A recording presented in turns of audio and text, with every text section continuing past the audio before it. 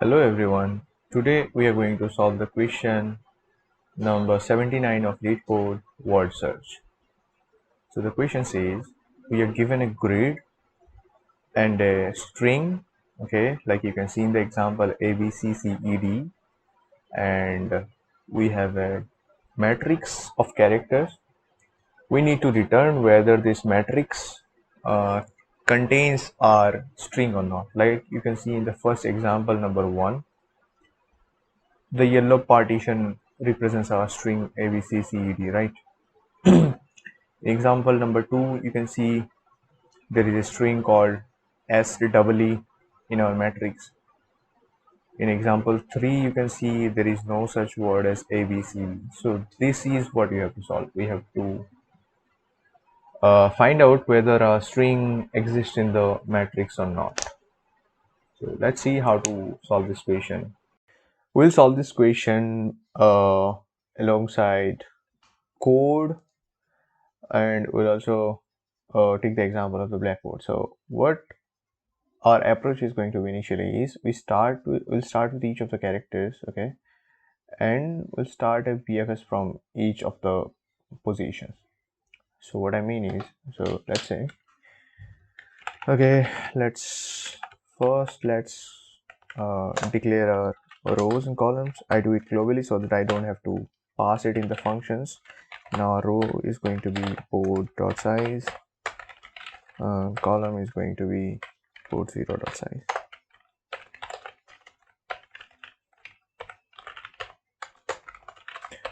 And then we go to each character.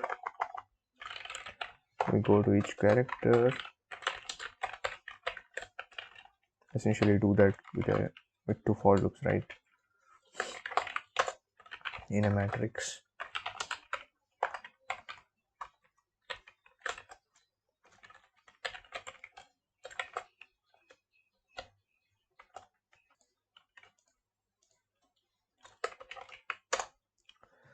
So now what we'll do is we go to every character and we'll start a DFS call from that character. So initially we'll say DFS. What are we going to pass in the DFS? The matrix, the word, and the indices of that particular character, and an index alongside. I'll explain to you why I'm passing the 0 here.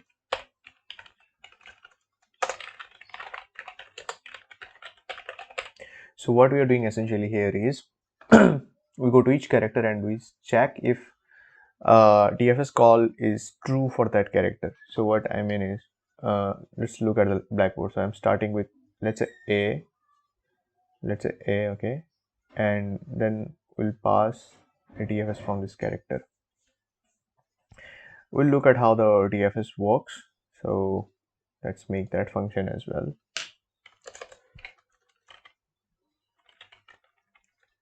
Our DFS is going to be of type boolean as well.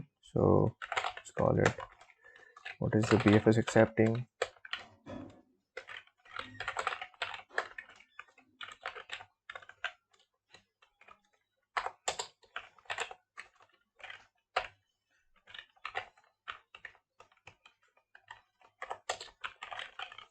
The indices I, J, and then index as well. So this is how BFS is going to look.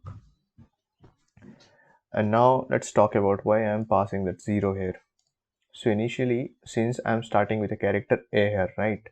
I'm starting with a character A. So what I need to check is if I mean, how do we check the characters of the string word here?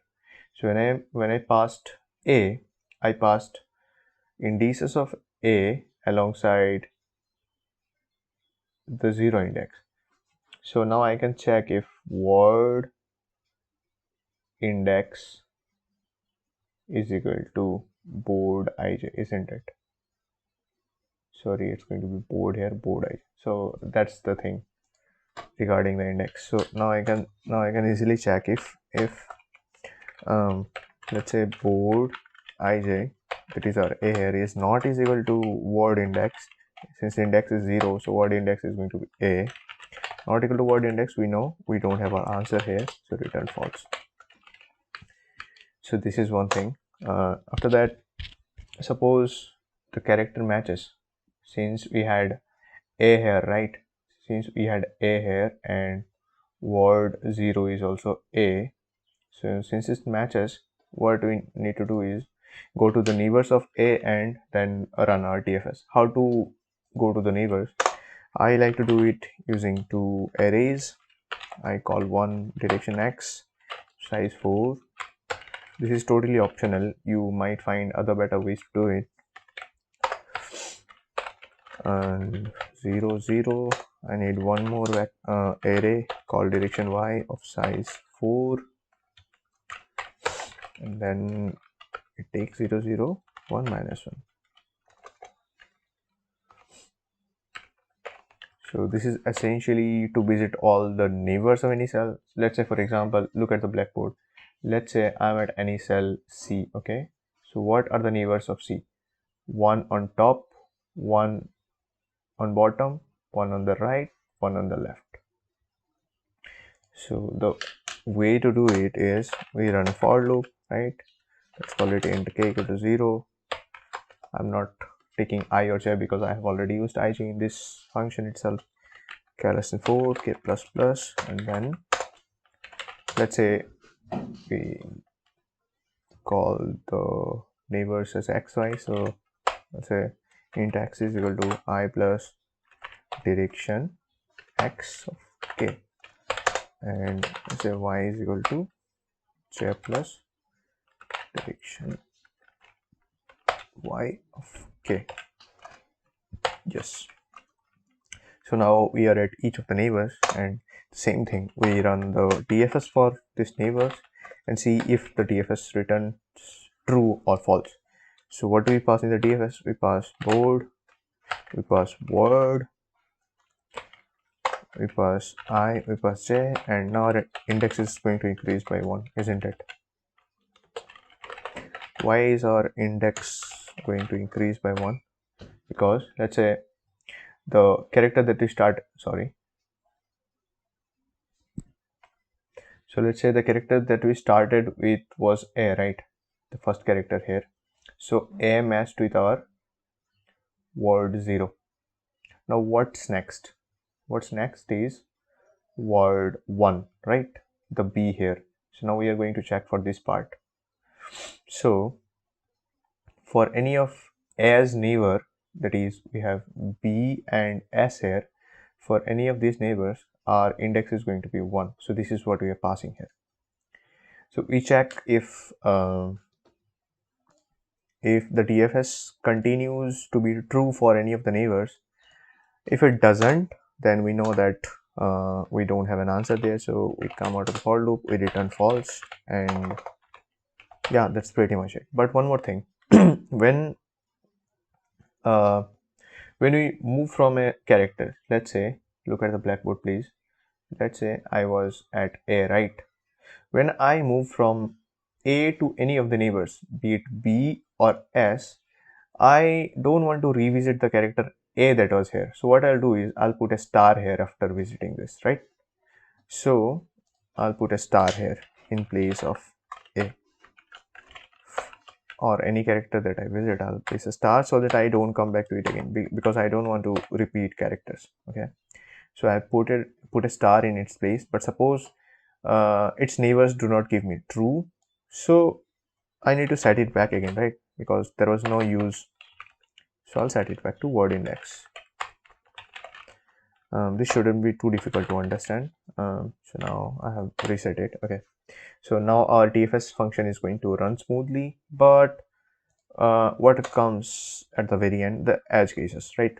So here we are increasing index, right? And increasing, here we won't pass x and y, I and j, we are going to pass x and y, the indices of the neighbors. Okay, so in our function, what's increasing? X is increasing, x is changing, y is changing, index is changing, right? So we might come to a situation where our index is going to be word dot size what happens when index is going to word dot size. Look at the blackboard. See, our what is the size of our word? 6, right? Index moves from 0 to 5, so size is going to be 6.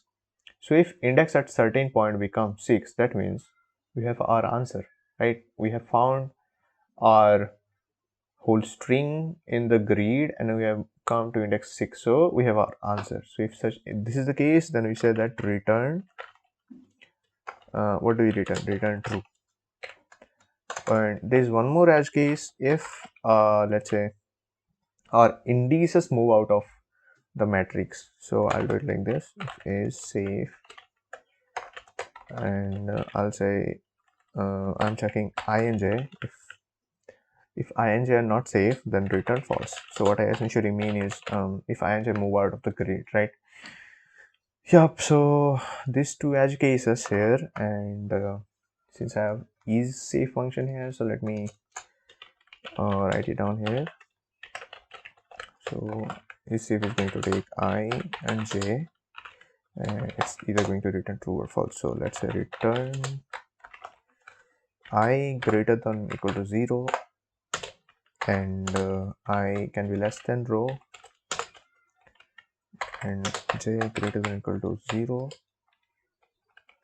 and J can be less than column.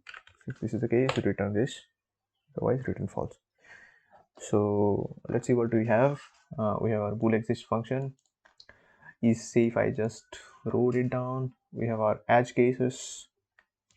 We have our change and reset here. Let me format it a little bit so it is easier to understand. These are our base cases, we can say.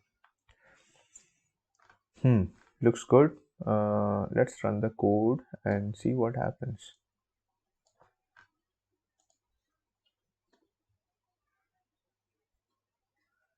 Should work. Yeah, it has worked.